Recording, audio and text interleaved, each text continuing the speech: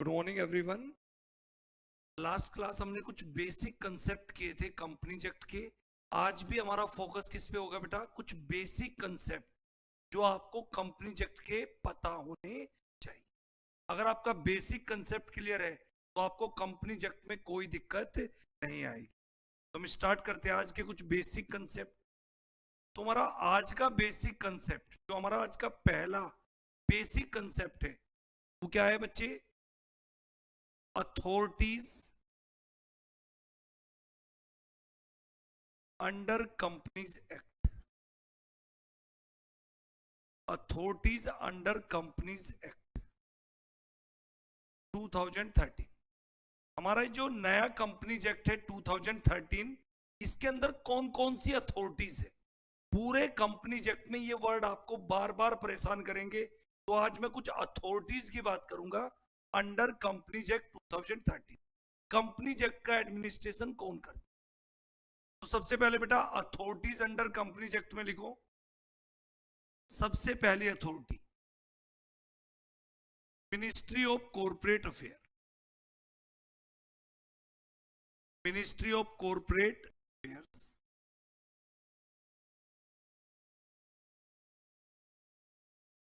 Short में हम बोल सकते हैं एमसीए।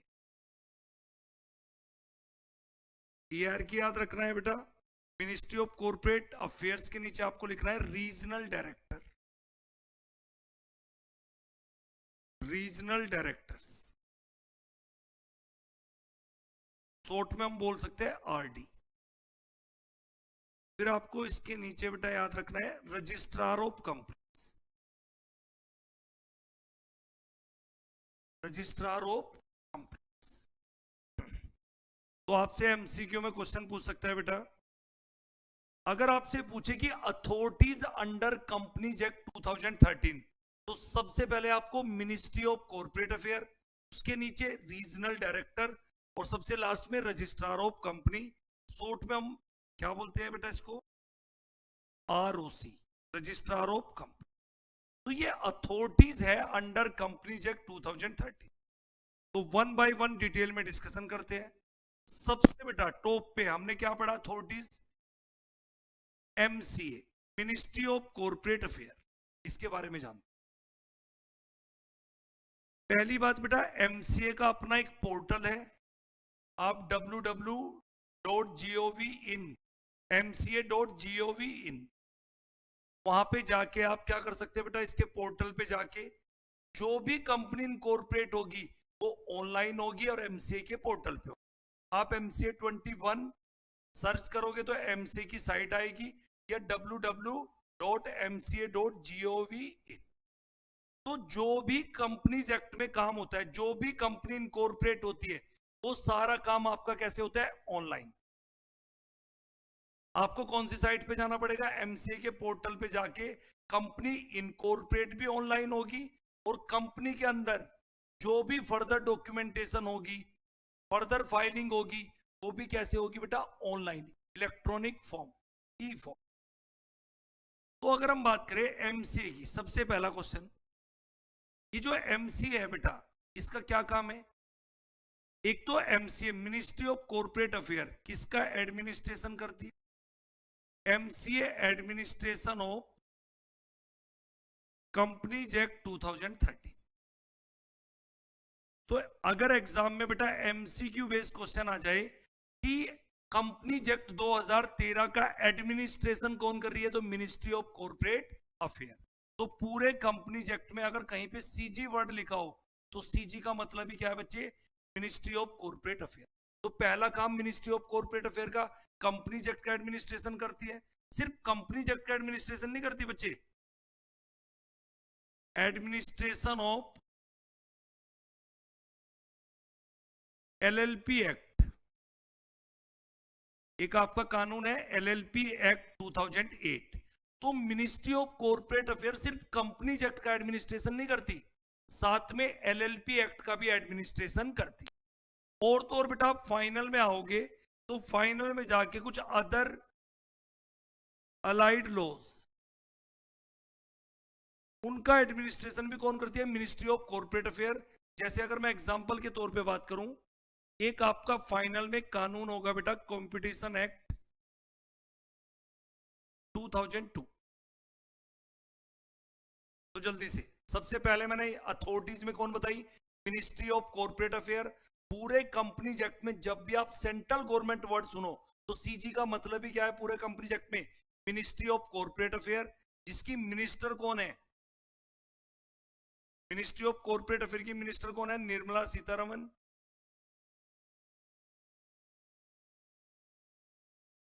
बेटा हमारी फाइनेंस मिनिस्टर भी कौन है, निर्मला सीतारमन। और दूसरी मिनिस्ट्री कौन सी भी देख रही है, मिनिस्ट्री ऑफ कॉर्पोरेट अफेयर, जिसकी मिनिस्टर भी कौन है, निर्मला सीता। मैंने बताया सारा काम कंपनीज एक्ट में ऑनलाइन होता है, एमसीए का पोर्टल है, आप सारा काम एमसीए के पोर्टल पे जाके ऑनलाइन कर सकते। एमसीए का क्या काम होता है, कंपनीज एक्ट 2013 का एडमिनिस्ट्रेशन करता है, साथ में एक और कानून है एलएलपी एक्ट, और कुछ अदर अलाइड लॉ है, जिसमें से मैंने आपको एक एग्जांपल बताया कंपटीशन एक्ट 2002। इन सभी एक्ट का एडमिनिस्ट्रेशन कौन करता है, मिनिस्ट्री ऑफ कॉर्पोरेट अफेयर, पहला काम। सेकंड सुनो मेरी बात बच्चे, एमसीए का दूसरा काम, इट ऑल्सो सुपरवाइज यानी तीनों अलाइड लॉज, जैसे कि competition act 2002, companies act 2013, LLP act 2008, इनका एडमिनिस्ट्रेशन तो करेगा ही करेगा ministry of corporate affair. It also supervise 3 professional body, 3 आपकी प्रोफेशनल बॉडी है, उनको क्या भी करेगा बेटा, सुपरवाइज। तो it also supervise 3 professional body. कौन सी 3 प्रोफेशनल बॉडी है बेटा, आपके तीनों इंस्टीट्यूट, आईसीएसआई, आईसीएमएआई और आईसीए। तो आपके 3 इंस्टीट्यूट है, सीए, सीए, सीएमए, और इन तीनों के अपने सेपरेट एक्ट भी बने हुए। जैसे कंपनीज एक्ट 2013 एक सेपरेट एक्ट है, वैसे ही बेटा institute of company secretary act 1980, CMA का बेटा तुम्हारा कॉस्ट मैनेजमेंट अकाउंटेंट एक्ट 1959, और आईसीआई बेटा institute of chartered accountant of India act 1949। तो बेटा ये तीनों स्टैट्यूटरी कॉर्पोरेशन है, स्पेशल एक्ट ऑफ पार्लियामेंट से बने हुए, और तीनों के अपने सेपरेट एक्ट है। तो इन तीनों इंस्टीट्यूट को सुपरवाइज भी कौन करता है, मिनिस्ट्री ऑफ कॉर्पोरेट अफेयर। तो एक तो कंपनी एक्ट का एडमिनिस्ट्रेशन करती है मिनिस्ट्री ऑफ कॉर्पोरेट अफेयर, और तीनों professional body CA, CA, CMA, इनको क्या भी करती है, सुपरवाइज करती है।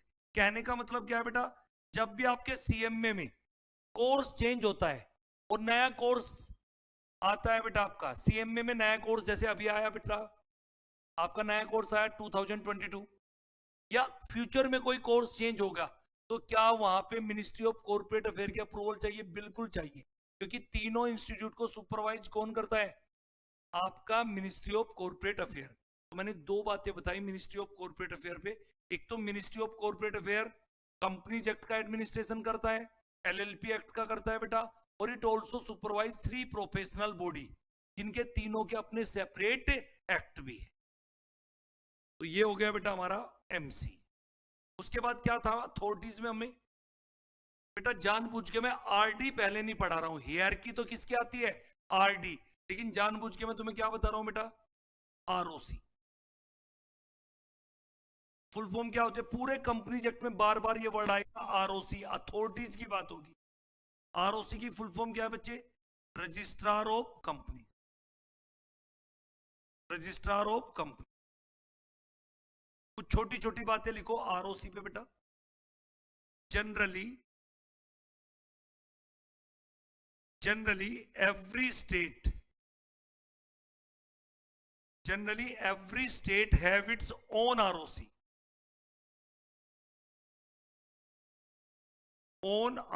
इसका मतलब जनरली हर स्टेट के अंदर एक आरओसी है। आरओसी की full form registrar of company. Generally every state have its own ROC, but there are 2 exception, मैंने जनरली क्या बताया बेटा, जनरली हर स्टेट में जनरली हर स्टेट के अंदर एक आरओसी है, रजिस्ट्रार ऑफ कंपनी, लेकिन इस बात की दो एक्सेप्शन है। दो ऐसे स्टेट है जहां एक ही स्टेट के अंदर दो आरओसी है। कौन से दो स्टेट है वो?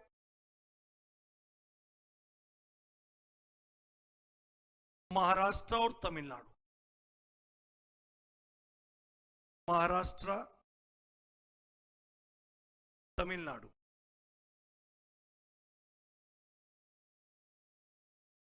महाराष्ट्र में दो कहां कहां पे है बेटा? पुणे में और मुंबई। तमिलनाडु में बच्चे चेन्नई और कोयम्बटूर। मैंने क्या बताया बच्चे आपको? आरओसी की full form registrar of companies, hierarchy में नंबर 3 पे आती है आरओसी। सबसे पहले एमसीए, उसके नीचे आरडी, थर्ड आरओसी। मैंने सबसे पहले आपको एमसीए बताया, जानबूझ के मैं सेकंड हियरकी नहीं बता रहा हूं, पहले मैं आपको आरओसी बता रहा हूं, लेकिन इसकी हियरकी थर्ड नंबर पे रहेगी। पहले एमसीए, फिर आरडी, फिर आरओसी। तो ये तीनों अथॉरिटीज के बारे में आपको पता होना चाहिए कंपनीज एक्ट के अंदर। आरओसी की full form registrar of company. Generally हर स्टेट में एक आरओसी होती है, लेकिन दो ऐसे स्टेट है बच्चे जहां पे एक ही स्टेट के अंदर दो आरओसी है, महाराष्ट्र और तमिलनाडु। महाराष्ट्र में कहा? पुणे आरओसी और मुंबई आरओसी। तमिलनाडु में चेन्नई आरओसी और कोयम्बटूर आरओसी। इसी के साथ आपको एक पॉइंट और याद रखना है बच्चे, Delhi and Haryana have common ROC. Delhi and Haryana have common ROC. Delhi and Haryana have common ROC. Delhi state नहीं है, दिल्ली यूनियन टेरिटरी है। दिल्ली और हरियाणा की बेटा एक ही आरओसी है, और वो कहां पे है? दिल्ली में। और दिल्ली में भी कहां पे बेटा? नेहरू प्लेस पे। और कुछ नॉर्थ ईस्ट के छोटे छोटे राज्य है बेटा जहां सबकी एक ही आरओसी है। जैसे आप नॉर्थ ईस्ट में 7 सिस्टर की बात कर सकते हैं, असम, मेघालय, मिजोरम, मणिपुर, सिक्किम, त्रिपुरा, इन सब की क्या है बच्चे? एक ही आरओसी है। तो मैंने क्या बोला बेटा? आरओसी की full form registrar of company. Generally हर स्टेट में एक आरओसी है, बट दो ऐसे स्टेट है जहां एक ही स्टेट के अंदर दो आरओसी है, महाराष्ट्र और तमिलनाडु। महाराष्ट्र में पुणे आरओसी, मुंबई आरओसी। तमिलनाडु में Chennai ROC, Coimbatore ROC. Delhi and Haryana have common ROC, Delhi में नेहरू प्लेस। और कुछ नॉर्थ ईस्ट के 7 सिस्टर है, उनकी भी बेटा एक, सबकी मिला के एक आरओसी है आसाम। तो ये भी याद रखना है।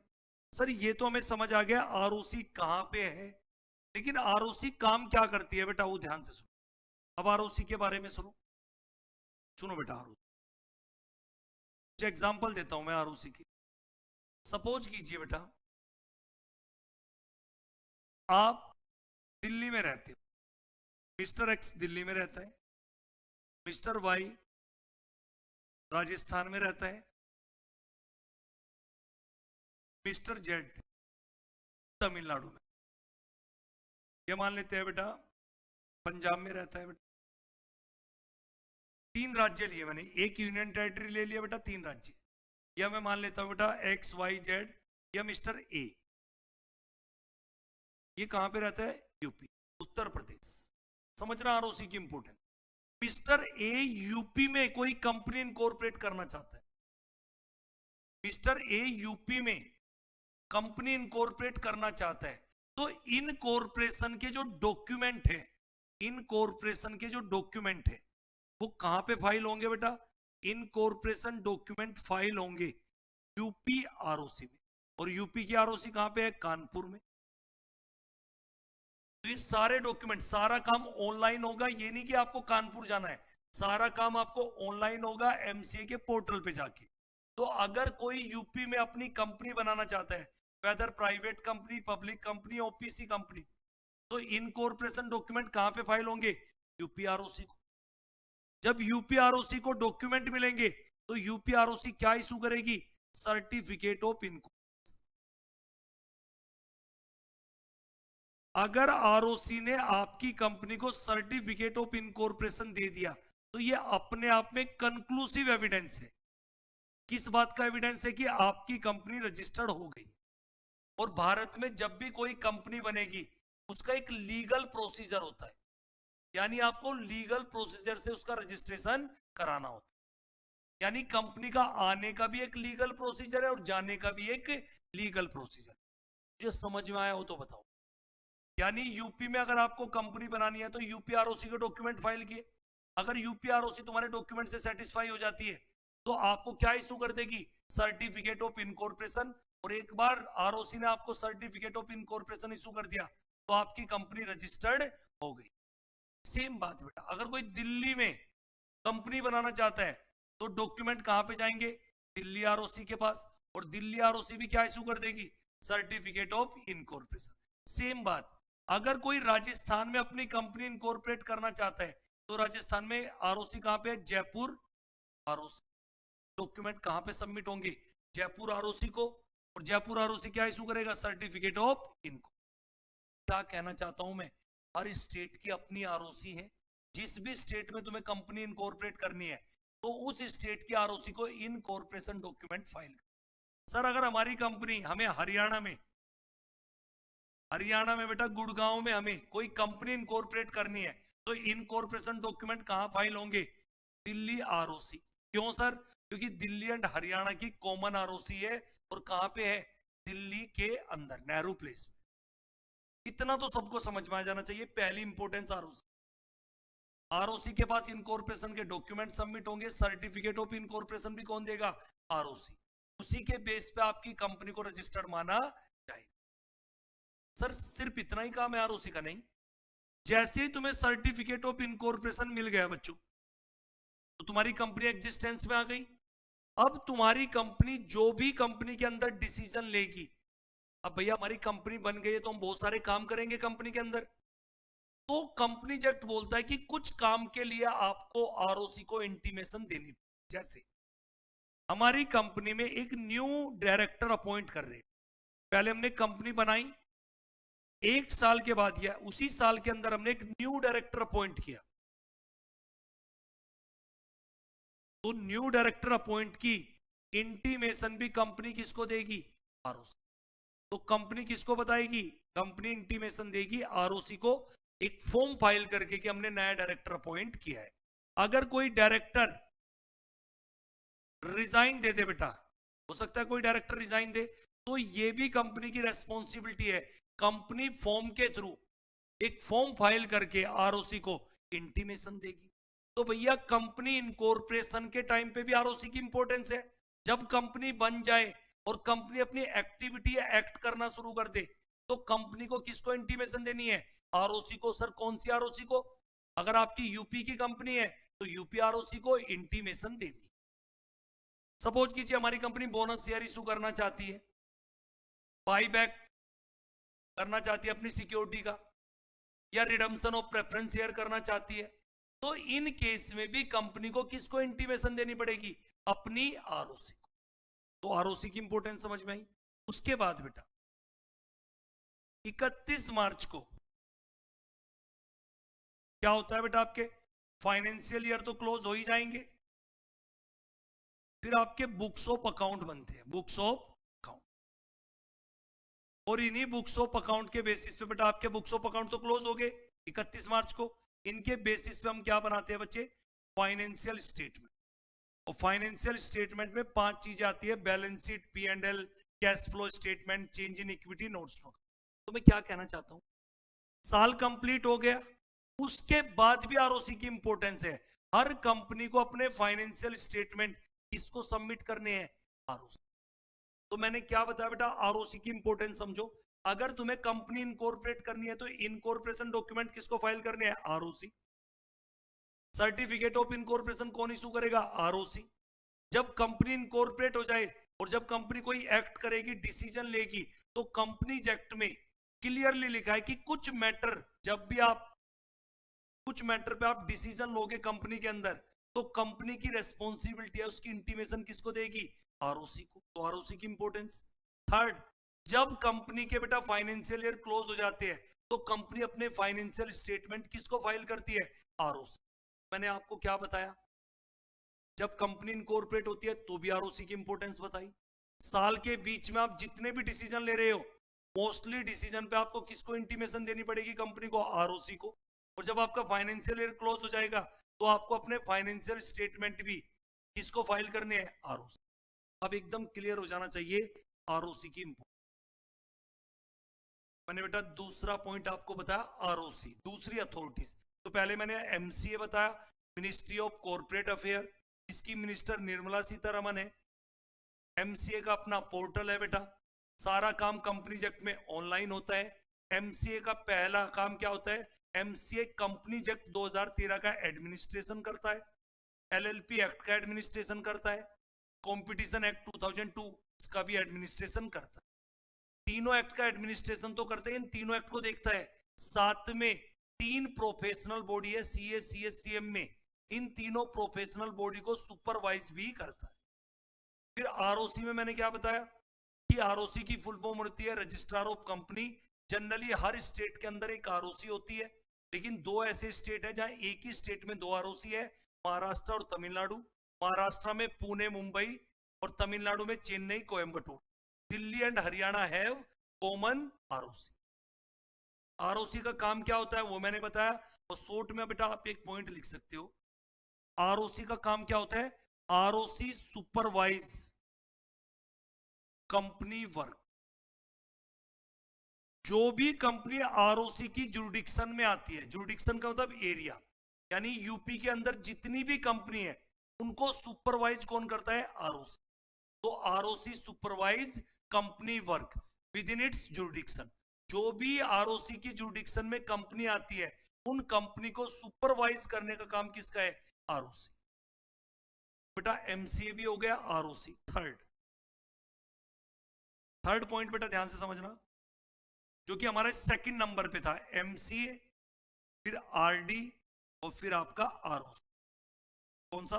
आरओसी मैंने एक बता दिया बेटा आपको, एमसीए। सेकंड है आरडी। आरडी की full form regional director. Regional director. पहली बात, आरओसी स्टेट वाइज होती है, जबकि रीजनल डायरेक्टर होते हैं जोन वाइज। रीजनल डायरेक्टर बेटा स्टेट वाइज नहीं होते, जोन वाइज। और हमारे कितने आरडी है बेटा? 7 आरडी। कंपनीज एक्ट में कितने आरडी है? 7 आरडी। रीजनल डायरेक्टर ये भी एक अथॉरिटीज है। 7 आरडी। कहां कहां पे है बेटा ये RD? First RD north, RD south, east, west, north east, north west, south east. तो ये 7 आरडी है बेटा आपकी। कौन कौन से? 7 जोन में। RD north, RD south, east, west, north east, north west, south east. RD north कहां पे है बेटा? दिल्ली। साउथ चेन्नई, ईस्ट कोलकाता,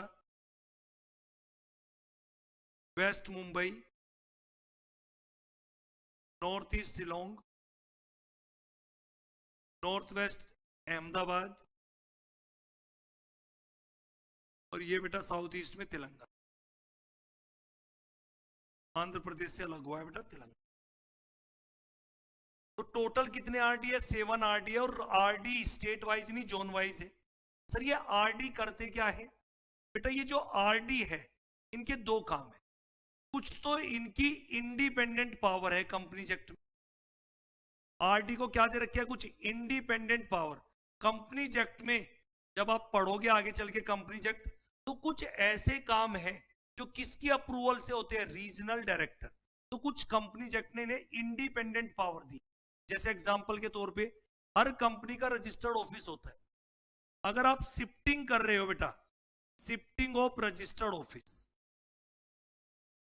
जब आप अपना रजिस्टर्ड ऑफिस, हर कंपनी का अपना रजिस्टर्ड ऑफिस होता है, तो आगे चल के मैंने पहले ही बता दिया एक केस आएगा कि जब भी आप शिफ्ट करते हो रजिस्टर्ड ऑफिस, तो आपको पहले किसकी अप्रूवल लेनी पड़ेगी? आरडी अप्रूवल लेनी पड़ेगी। तो मैं कह सकता हूं कंपनीज एक्ट ने कुछ आरडी को इंडिपेंडेंट पावर दी कि कुछ काम के लिए आपको आरडी, रीजनल डायरेक्टर की अप्रूवल लेनी पड़ेगी। जिस एरिया के यहाँ पे आपका रजिस्टर्ड ऑफिस शिफ्ट हो रहा है, उस एरिया का जो भी रीजनल डायरेक्टर है उसकी अप्रूवल लेनी पड़ेगी। तो कुछ तो रीजनल डायरेक्टर की इंडिपेंडेंट पावर है, और दूसरा आरडी किसको सुपरवाइज करता है? RD supervise ROC work. RD किसको सुपरवाइज करता है? आरओसी को। आरओसी किसको सुपरवाइज करता है? Company work. आरओसी कंपनी के काम को सुपरवाइज करता है और आरओसी को कौन सुपरवाइज करता है? आरडी। इसीलिए तो आरओसी से ऊपर हियरार्की में कौन है? आरडी। तो हमने अभी देखा बेटा, सबसे पहले एमसीए, आरडी, आरओसी। तो एमसीएस को देख रहा है बेटा, आरडी किसको सुपरवाइज कर रहा है? आरडी सुपरवाइज करता है आरओसी को, और आरओसी किसको सुपरवाइज कर रहा है? Company work. तो आरडी सुपरवाइज आरओसी वर्क, जैसे समझो बेटा। अगर मैं कहूं आरडी नॉर्थ, बेटा नॉर्थ में तो बहुत सारी आरओसी आती है, जम्मू एंड कश्मीर, हरियाणा, दिल्ली, उत्तराखंड,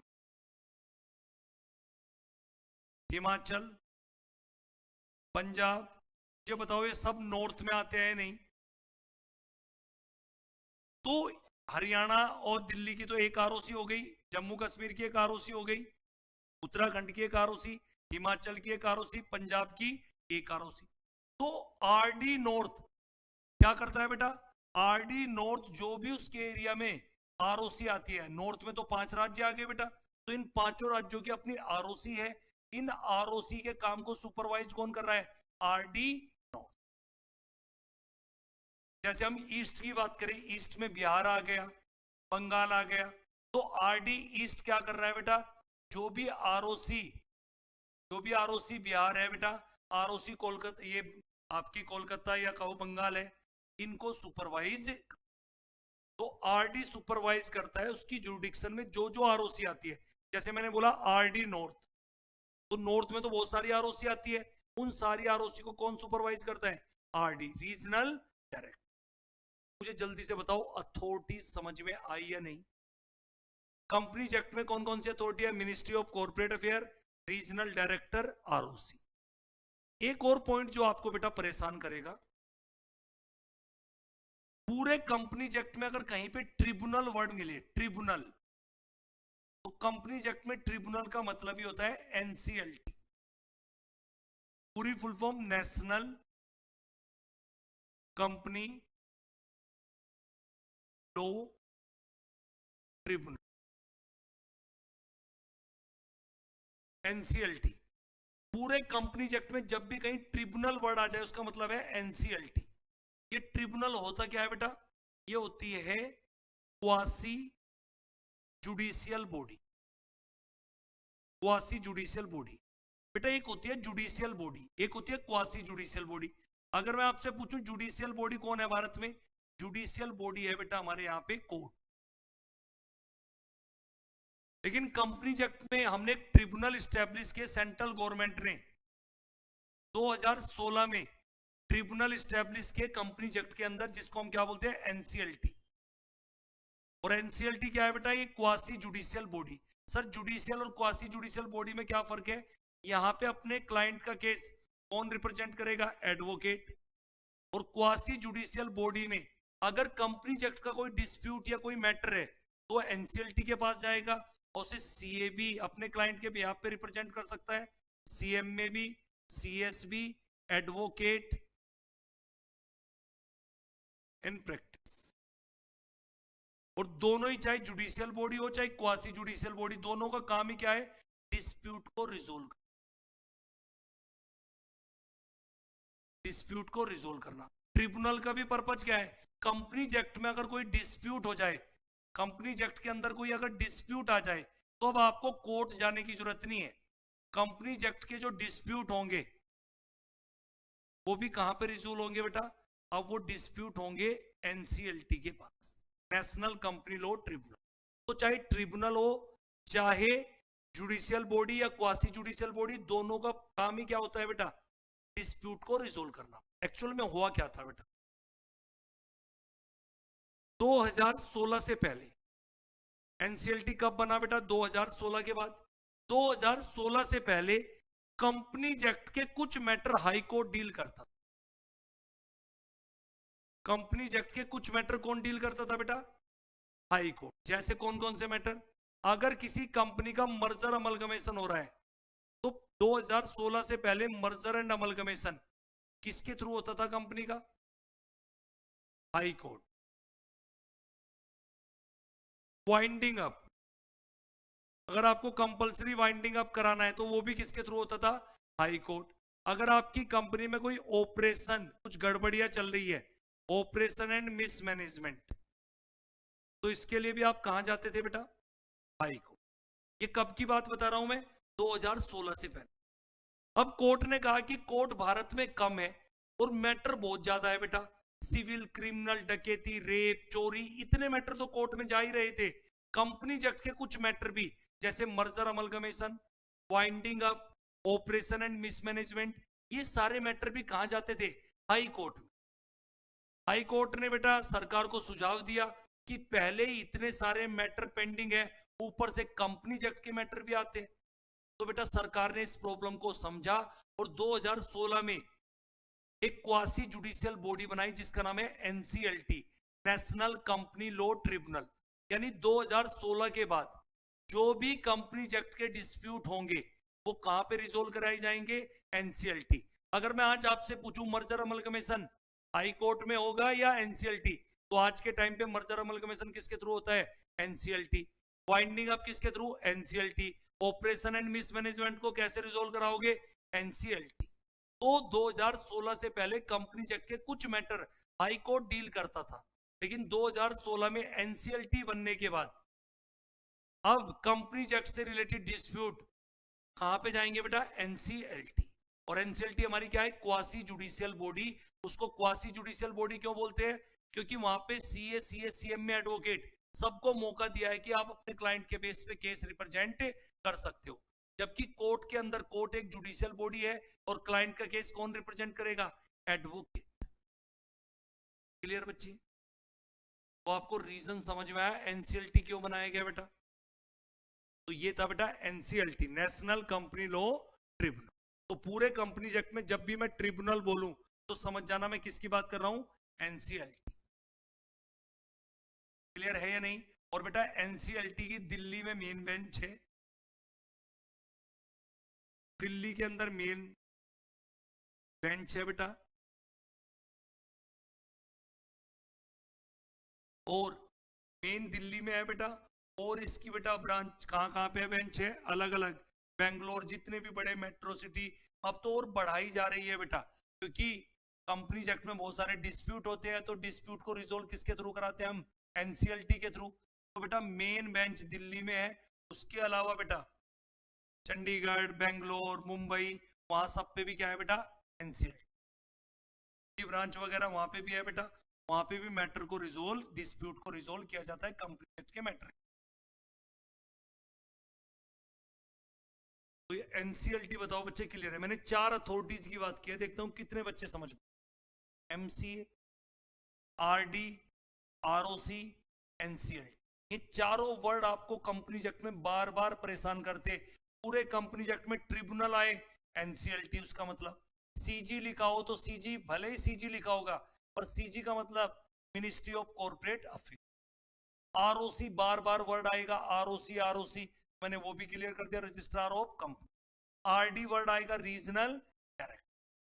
तो मैंने 4 अथॉरिटीज के नाम बताए, MCA, RD, ROC, tribunal. Tribunal means NCLT.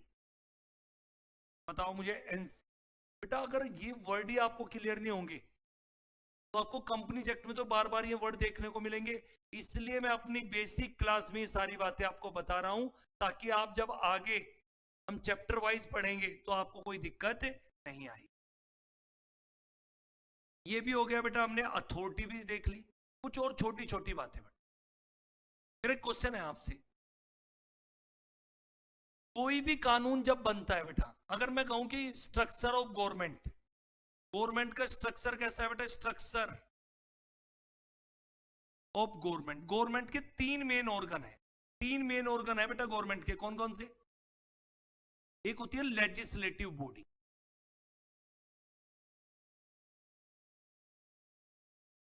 एक होती है बेटा एग्जीक्यूटिव बॉडी, और एक होती है आपकी judicial body. Structure of government. बेटा लेजिस्लेटिव बॉडी का काम क्या होता है? ये होती है लॉ मेकिंग बॉडी, जो लॉ बनाती है। और लॉ मेकिंग बॉडी कौन है बच्चे? पार्लियामेंट। पार्लियामेंट क्या है बेटा? हमारी लेजिस्लेटिव बॉडी। और पार्लियामेंट के कितने हाउस है? 2 हाउस, लोकसभा, राज्यसभा। तो अगर मैं बात करूं बेटा आपसे, कंपनीज एक्ट हमारा स्टेट लॉ है या सेंट्रल लॉ? हमारा कंपनीज एक्ट 2013 बेटा सेंट्रल लॉ है, सेंट्रल का कानून है। तो कोई बच्चा बताएगा मुझे सेंट्रल का लॉ कहां पे बनता है? तो कंपनीज एक्ट 2013 में लेजिस्लेटिव बॉडी कौन थी जिसने लॉ बनाया? Legislative body, law making body कौन थी? पार्लियामेंट। तो कंपनीज एक्ट कहां से पास हुआ है बेटा? पार्लियामेंट। और पार्लियामेंट में भी कहां पे पास हुआ होगा? लोकसभा में पास हुआ। फिर कहां पे पास हुआ? राज्यसभा। और फिर दोनों हाउस में पास होने के बाद दोनों हाउस में बिल पास हो गया। दोनों हाउस में बिल पास होने के बाद बिल किसके पास भेजा गया बेटा? साइन के लिए कह दीजिए आप, या एसेंट के लिए? President of India.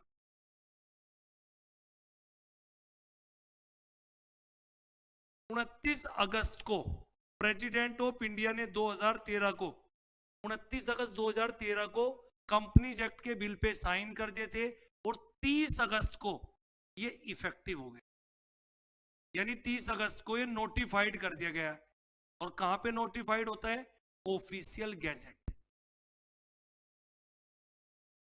Official gazette of India. तो मैं क्या कहना चाहता हूं, कंपनीज एक्ट 2013 स्टेट लॉ नहीं है, सेंट्रल लॉ है। तो कंपनीज एक्ट 2013 में लेजिस्लेटिव बॉडी कौन है? लॉ मेकिंग बॉडी किसने बनाया कंपनीज एक्ट? पार्लियामेंट ने। पार्लियामेंट में बिल रखा गया, दोनों हाउस में, लोकसभा में पास कराया गया, राज्यसभा में कांग्रेस की सरकार थी। फिर बेटा 29 अगस्त को ये बिल किसके पास भेजा गया? प्रेसिडेंट ऑफ इंडिया के पास। उन्होंने साइन किया और 30 अगस्त को नोटिफाई कर दिया गया ऑफिशियल गैजेट में। ऑफिशियल गैजेट क्या होता है बेटा? ये गवर्नमेंट की एक साइट होती है जहां से आप इसे क्या कर सकते हो बेटा? डाउनलोड वगैरह कर सकते हो। पब्लिश कर दिया गया कि किसी को पढ़ना है कि नया कंपनी एक्ट क्या है, तो वो कैसे सेंट्रल गवर्नमेंट अपने ऑफिशियल गैजेट में पब्लिश कर देती। सेंट्रल गवर्नमेंट का भी ऑफिशियल गैजेट होता है, स्टेट गवर्नमेंट का भी ऑफिशियल गैजेट।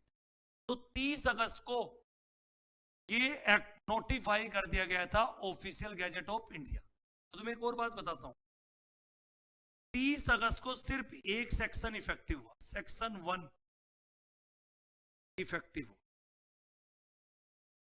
सेक्शन 1 क्या बोलता है बेटा? किसी भी कानून का section 1, applicability of this act. तो मैं क्या कहना चाहता हूं, ध्यान से सुनना मेरी बात। 30 अगस्त को सिर्फ हमारा एक सेक्शन इफेक्टिव हुआ था, टोटल 470 सेक्शन है, लेकिन सारे सेक्शन कंपनीज एक्ट के एक साथ इफेक्टिव नहीं हुए थे। क्या सर ऐसा भी हो सकता है? बिल्कुल, कंपनीज एक्ट में ऐसा ही हुआ था। भैया आप एक साथ सारे सेक्शन भी इफेक्टिव कर सकते हो, लेकिन कंपनीज एक्ट में क्या हो, बिट एंड पीसीस में कुछ सेक्शन कुछ टाइम के बाद आए, कुछ सेक्शन कई साल तक सेक्शन इफेक्टिव होते रहे, लेकिन ये पूरा कंपनी एक्ट एक साथ इफेक्टिव नहीं हुआ था। 30 अगस्त को बस एक सेक्शन इफेक्टिव हुआ था, सेक्शन 1। और किसी भी कानून का सेक्शन 1 हमें क्या बताता है? Applicability of this act.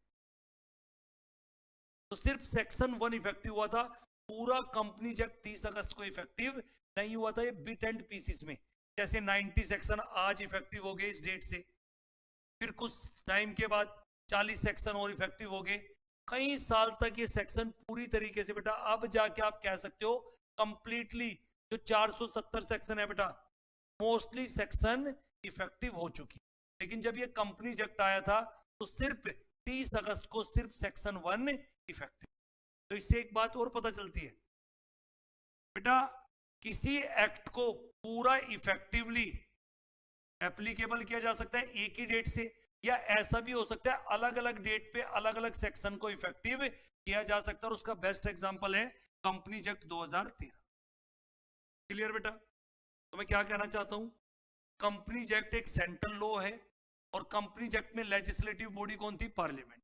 अब मेरा एक क्वेश्चन है बेटा, कंपनीज एक्ट तो सबको समझ में आया पार्लियामेंट में बना, क्योंकि लेजिस्लेटिव बॉडी, कंपनीज एक्ट कहां पे बना? पार्लियामेंट। मेरा एक क्वेश्चन है बेटा, कंपनीज एक्ट में कोई बच्चा मुझे बता सकता है एग्जीक्यूटिव बॉडी कौन है? एग्जीक्यूटिव बॉडी का मतलब क्या होता है? लेजिस्लेटिव बॉडी का मतलब जो लॉ बनाती है, एग्जीक्यूटिव बॉडी का मतलब जो लॉ को इंप्लीमेंट कराती है। खाली बनाने से थोड़ा काम हो जाएगा, लॉ को इंप्लीमेंट भी तो कराना है। तो कंपनीज एक्ट 2013 में लेजिस्लेटिव बॉडी पार्लियामेंट थी और एग्जीक्यूटिव बॉडी क्या है? Ministry of corporate affairs. अभी तो बता के आऊं। तो एग्जीक्यूटिव बॉडी का मतलब जो लॉ को इंप्लीमेंट कराती है। तो कंपनीज एक्ट का एडमिनिस्ट्रेशन कौन कर रही है? Ministry of corporate affair. तो एमसीए एग्जीक्यूटिव बॉडी है कंपनीज एक्ट में, और पार्लियामेंट क्या है बेटा? Legislative body. और अगर कोई डिस्प्यूट आ जाए कंपनीज एक्ट में, तो अब आपको कोर्ट जाने की जरूरत नहीं है। अब यहां पे क्या है? क्वासी जुडिशियल बॉडी, वो कौन है? एनसीएलटी। तो एनसीएलटी क्या हो गई कंपनीज एक्ट में? Judicial body. तो कंपनीज एक्ट में legislative body parliament, executive body ministry of corporate affair. और कंपनीज एक्ट में अगर कोई डिस्प्यूट हो जाए, पहले कुछ मैटर हाई कोर्ट डील करता था, लेकिन एनसीएलटी आने के बाद आप बोल दीजिए ट्रिब्यूनल। ट्रिब्यूनल एनसीएलटी हमारी क्या है? Quasi judicial body. अगर कंपनीज एक्ट में कोई डिस्प्यूट होता है तो डिस्प्यूट रिजोल्व कहां पे होगा? ट्रिब्यूनल बोल दीजिए, एनसीएलटी। और ये दोनों कौन है? Quasi judicial body. और क्वासी जुडिशियल बॉडी में सीए, सीए, सीएमए एडवोकेट अपने क्लाइंट का केस ट्रिब्यूनल में रिप्रेजेंट कर सकते। क्लियर बेटा? तो इससे मैंने एक और बात बताई आपको, हमारी 3 बॉडी होती है, लेजिस्लेटिव बॉडी, एग्जीक्यूटिव बॉडी और जुडिशियरी बॉडी। और ये भी आपको पता होना चाहिए बेटा। अगर मैं नॉर्मली आपसे बात करूं, सबसे पहले बिल होता है। बिल किस में कन्वर्ट होता है? एक्ट। बिल कैसे एक्ट में कन्वर्ट होता है? वो बिल पहले लोकसभा राज्यसभा में पास कराना होता है, दोनों हाउस में पास होने के बाद बिल कहां पे जाता है? एसेंट के लिए, साइन के लिए। किससे? अगर सेंट्रल का कानून है तो साइन कोई किसके होंगे? President of India. और अगर स्टेट का कानून होता है, अगर कोई स्टेट का लॉ है, तो साइन किसके चाहिए बेटा? गवर्नर। और अगर कोई यूनियन टेरिटरी, दिल्ली एक यूनियन टेरिटरी है बेटा, स्टेट नहीं है, तो यूनियन टेरिटरी के बिल पे किसके साइन होते हैं? LG, lieutenant governor. तो कोई बिल एक्ट कब बनता है? जब वो बिल सेंट्रल का है तो पार्लियामेंट के दोनों हाउस में अप्रूव हो जाए, और फिर वो साइन कौन करते हैं? उस पर प्रेसिडेंट ऑफ इंडिया। जैसे ही प्रेसिडेंट ऑफ इंडिया साइन करते हैं, उसको नोटिफाइड कर दिया जाता है ऑफिशियल गैजेट में, तो बिल किस में कन्वर्ट हो जाता है बेटा? एक्ट। तो पहले कंपनीज बिल था, बाद में क्या आया? Companies act. क्लियर बच्चे? उसके बाद अगर हम बात करें बेटा, तो यहां पे छोटी छोटी बातें जो हमें पता होनी चाहिए बेटा, वो क्लियर हो गई। अब हम देखते हैं बेटा, एक आज का हमारा बेटा लास्ट टॉपिक, सेक्शन 1। किसी भी कानून का सेक्शन 1 हमें क्या बताता है बेटा? Short title, commencement, application. Short title, commencement, application. Short title में तो हम क्या बोलते थे बेटा? शॉर्ट टाइटल का मतलब, इस एक्ट का नाम क्या है? Companies act 2013। सर फिर ये शॉर्ट टाइटल क्यों बोलते हैं बेटा? कुछ ऐसे एक्ट भी होते हैं जिनके निकनेम होते हैं शॉर्ट टाइटल, लेकिन कंपनीज एक्ट का पूरा नाम ही क्या है? Companies act 2013। सर ऐसा कोई एक्ट बताना जिसका निकनेम हो? SEBI, security exchange board of India, SEBI act 1992। FEMA, foreign exchange management act 1999। RBI act 1934, reserve bank of India. ये शॉर्ट में है, इसलिए शॉर्ट टाइटल भी। लेकिन शॉर्ट टाइटल में आपको क्या लिखना है? Companies act 2013। जैसे कुछ लोगों के निकनेम होते हैं घर पे, कुछ के नहीं होते, तो कंपनीज एक्ट का नाम ही क्या है शॉर्ट टाइटल में? Companies act 2000। कमेंस कब हुआ मैंने बताया बेटा? 29 अगस्त को प्रेसिडेंट ऑफ इंडिया ने कंपनीज एक्ट पे साइन किए थे, 29 अगस्त को। उससे पहले बेटा दोनों हाउस में बिल पास कराया गया था, लोकसभा राज्यसभा।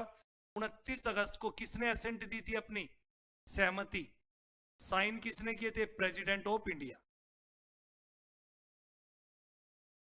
जैसे ही बेटा साइन हुए 30 अगस्त को ये कानून नोटिफाइड कर दिया गया था।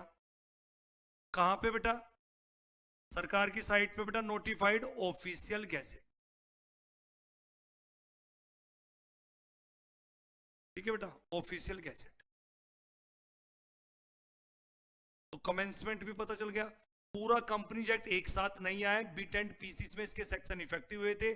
टोटल 470 सेक्शन है, एक ही तारीख को सारे सेक्शन इफेक्टिव नहीं हुए थे, बिट एंड पीसीस में सेक्शन आए। नेक्स्ट है बेटा एप्लीकेशन, ये important.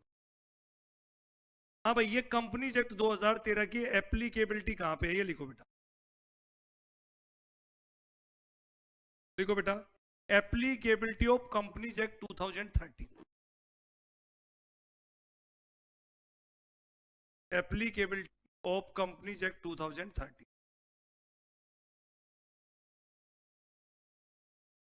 Applicability, applicability of companies act 2013। ये हमारा जो कंपनीज एक्ट 2013 है, कहां पे अप्लाई होगा बेटा, तो लिखो फर्स्ट, कोई भी कंपनी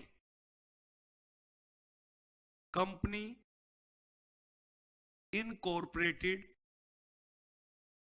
अंडर दिस एक्ट, जो भी कंपनी 2013 एक्ट में रजिस्टर्ड हुई है उन सब पे कंपनीज एक्ट 2013 अप्लाई होगा। और under any previous company law,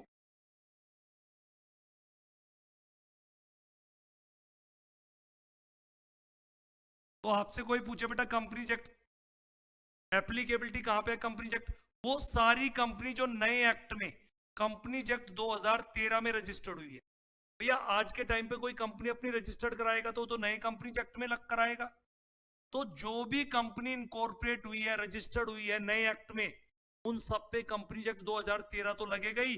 जो पुराने प्रीवियस कंपनी लॉ में भी कंपनी बनी है, जैसे अगर कोई कंपनी कंपनीज एक्ट 1956 में इंडिया में रजिस्टर्ड हुई थी, या कंपनीज एक्ट 1913, और भारत का पहला कंपनीज एक्ट कौन सा था, 8050।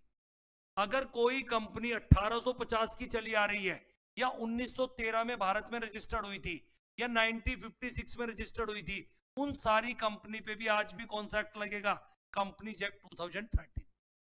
तो कंपनीज एक्ट 2013 की एप्लीकेबिलिटी कहां पे है, वो सारी कंपनी जो नए एक्ट में इनकॉर्पोरेट हुई है या प्रीवियस कंपनी लो, उन दोनों पे ही कंपनीज एक्ट 2013 लगे।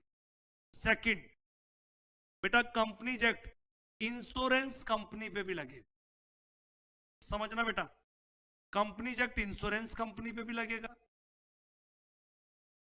बैंकिंग कंपनी पे भी लगेगा, और इलेक्ट्रिसिटी कंपनी। मैं 3 वर्ड बोल रहा हूं बेटा। हमारा companies act 2013 insurance company, banking, electricity है, तो ये भी कंपनी, बस वो इंश्योरेंस का बिजनेस कर रही है, एक बैंकिंग का कर रही है और एक इलेक्ट्रिसिटी। तो इन तीनों पे सर फिर इसमें आपने कौन सी नई बात बताई, कंपनीज एक्ट तो लगना चाहिए बेटा। ये नई बात इसलिए है, इंश्योरेंस कंपनी का अपना अलग से इंश्योरेंस एक्ट है, इंश्योरेंस कंपनी का अपना एक्ट है, इंश्योरेंस एक्ट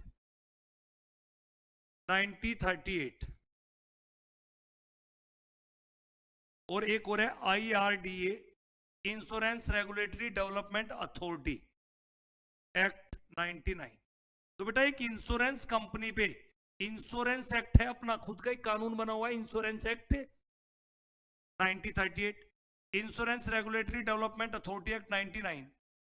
तो इनके खुद के एक्ट है। जैसे बैंकिंग कंपनी का अपना एक्ट है, banking regulation act, banking regulation act, ठीक है बेटा, 1949। वैसे इलेक्ट्रिसिटी कंपनी का अपना एक्ट है, इलेक्ट्रिसिटी कंपनी इलेक्ट्रिसिटी एक्ट 2003। तो मैं कहना क्या चाहता हूं, भले ही insurance company, banking, electricity company के अपने सेपरेट एक्ट बने हुए हैं, सेपरेट कानून बने हुए हैं, फिर भी इन कंपनियों पे कंपनीज एक्ट अप्लाई हो, कंपनीज एक्ट 2013 भी लगे। लेकिन ध्यान से सुनना, अगर कंपनीज एक्ट और इनके खुद के एक्ट में कॉन्ट्राडिक्शन हो जाए, भैया एक इंश्योरेंस कंपनी अपना कानून भी अप्लाई करेगी और कंपनीज एक्ट भी, अगर दोनों कानून अप्लाई करते समय दोनों कानून के किसी प्रोविजन में कॉन्ट्राडिक्शन हो जाए, यानी एक insurance company generally companies act भी फॉलो करेगी और अपना कानून भी फॉलो करेगी, लेकिन अगर अपने कानून में और कंपनीज एक्ट में कोई कॉन्ट्राडिक्शन आ जाए तो कौन प्रिवेल करेगा? इनके खुद के कानून प्रिवेल करेंगे। यानी तुम्हें इंश्योरेंस कंपनी को इंश्योरेंस एक्ट तो अप्लाई करना ही है, कंपनीज एक्ट को उस हद तक अप्लाई करो जहां पे इंश्योरेंस एक्ट के और कंपनीज एक्ट के प्रोविजन में कोई कॉन्ट्राडिक्शन ना हो। यानी इंश्योरेंस कंपनी को कंपनीज एक्ट अप्लाई तो करना है अपने आप पे, पर किस हद तक अप्लाई करना है कि वो किसके साथ कॉन्ट्राडिक्ट ना हो, उनके खुद के एक्ट के साथ कॉन्ट्राडिक्ट ना हो। अगर इंश्योरेंस कंपनी पे इंश्योरेंस एक्ट तो लग ही रहा है, आईआरडीए एक्ट भी लग रहा है और कंपनीज एक्ट भी, अगर आईआरडीए और इंश्योरेंस एक्ट के कोई प्रोविजन कंपनीज एक्ट के साथ कॉन्ट्राडिक्ट हो जाते हैं तो फिर उनका खुद का एक्ट प्रिवेल करे। सेम बात, banking company banking regulation act तो फॉलो करेगी, कंपनीज एक्ट भी फॉलो करेगी, पर किस हद तक कंपनीज एक्ट फॉलो करेगी कि कंपनीज एक्ट के प्रोविजन किसके साथ कॉन्ट्राडिक्ट ना हो, बैंकिंग रेगुलेशन एक्ट के साथ। और अगर कंपनीज एक्ट और बैंकिंग रेगुलेशन एक्ट में कुछ कॉन्ट्राडिक्शन हो जाता है तो किसकी बात मानी जाएगी? Banking regulation act. सेम बात, एक इलेक्ट्रिसिटी कंपनी इलेक्ट्रिसिटी एक्ट 2003 तो फॉलो करेगी, कंपनीज एक्ट भी फॉलो करेगी, पर कंपनीज एक्ट किस हद तक फॉलो करेगी कि वो इलेक्ट्रिसिटी एक्ट के प्रोविजन के साथ कॉन्ट्राडिक्ट ना करे। और अगर इलेक्ट्रिसिटी एक्ट और कंपनीज एक्ट में कॉन्ट्राडिक्ट हो जाता है किसी प्रोविजन में तो फिर आपको किसको फॉलो करना है? Electricity act. तो मैंने क्या बताया, कंपनीज एक्ट 2013 सारी नई कंपनी जो भी नए एक्ट में रजिस्टर्ड हुई है उन पे तो अप्लाई हो गई, जो प्रीवियस कंपनी लॉ में कंपनी रजिस्टर्ड हुई है उन सब कंपनी पे भी कंपनीज एक्ट 2013 लगेगा।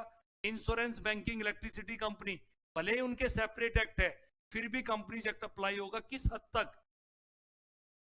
उस हद तक आपको कंपनीज एक्ट अप्लाई करना है जहां तक कंपनीज एक्ट खुद के एक्ट के साथ कॉन्ट्राडिक्ट ना हो, और अगर कॉन्ट्राडिक्ट होगा तो जो इंश्योरेंस, बैंकिंग, इलेक्ट्रिसिटी के कंपनी के खुद के एक्ट है वो प्रिवेल कर जाएगी। और लिखो बेटा, 5th point, such other company governed by any special act। अगर कोई कंपनी बेटा स्पेशल एक्ट से, कंपनी एक्ट से नहीं गवर्न हुई है, कंपनी तो है पर स्पेशल एक्ट से, जैसे बेटा एनएससी, बीएससी, ये कंपनी है बेटा, ये मैं कहूं बेटा एनएसडीएल, सीडीएसएल, तो ये भी कंपनी है। आप देखना इनके शेयर मिलते हैं बेटा, एनएसडीएल और सीडीएसएल, ये दो डिपॉजिटरी है हमारे यहाँ पे, national security depository limited, central depository security limited, ये दोनों एनएसडीएल और सीडीएसएल क्या है हमारे यहाँ पे? डिपॉजिटरी। और ये कंपनी फॉर्म में है बेटा और इनका अपना कानून है, डिपॉजिटरी एक्ट 1996। नहीं ज्यादा समझ में आया, इतना टेंशन लेने की जरूरत नहीं है। यानी कोई और कंपनी या बॉडी कॉर्पोरेट, कोई कंपनी और बॉडी कॉर्पोरेट जो स्पेशल एक्ट से गवर्न हुए उन पे भी कंपनी एक्ट, जैसे एलएलपी। एलएलपी क्या है बेटा? एक बॉडी कॉर्पोरेट है। एलएलपी क्या है?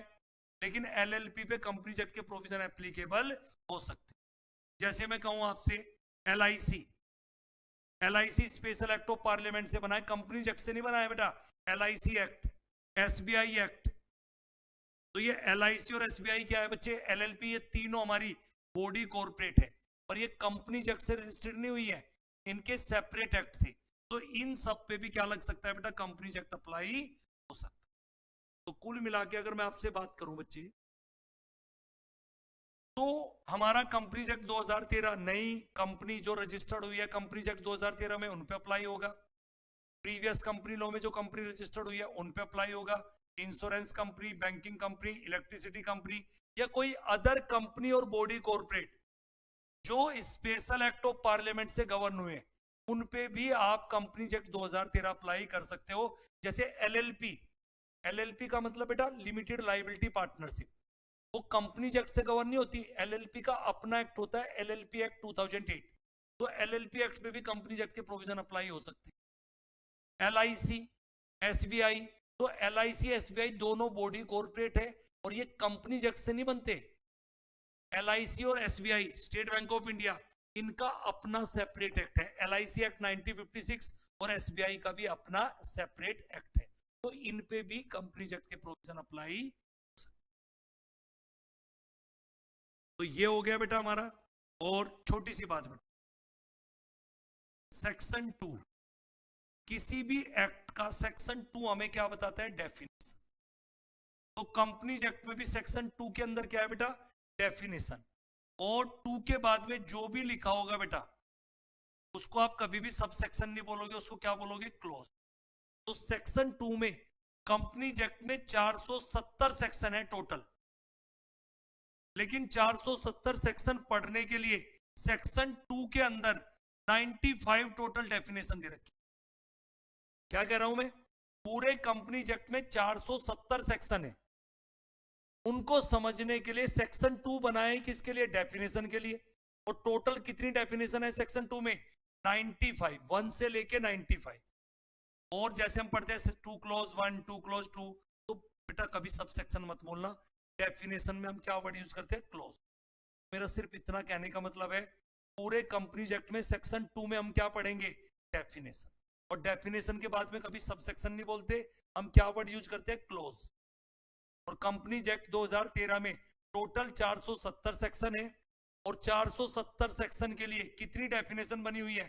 95 डेफिनेशन। कोई बच्चा बताएगा सेक्शन 2 में डेफिनेशन क्यों होती है? लॉ मेकर ने 95 डेफिनेशन अलग से सेक्शन 2 में क्यों बनाई?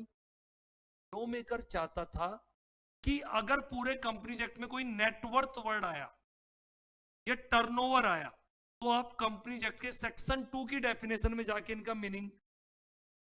लॉ मेकर चाहता था कि बार बार मुझे नेटवर्थ का मीनिंग ना बताना पड़े, तो नेटवर्थ का मतलब लॉ मेकर ने कहां बताया? सेक्शन 2 में। यानी पूरे कंपनीज एक्ट में जब भी तुम नेटवर्थ आएगा, तो नेटवर्थ का मीनिंग आपको कहां मिलेगा? डेफिनेशन में।